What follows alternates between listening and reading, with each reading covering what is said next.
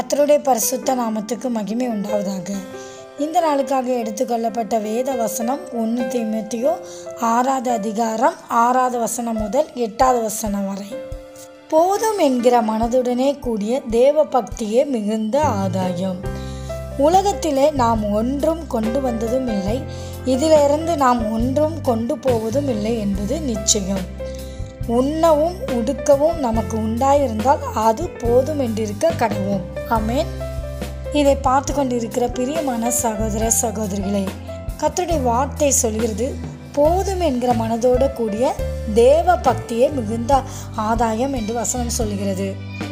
இந்த உலகத்தில் நாம் வரும்போது ஒன்றுமே கொண்டு வந்ததும் இல்லை, போகும்போதும் ஒன்றும் கொண்டு போவதில்லை.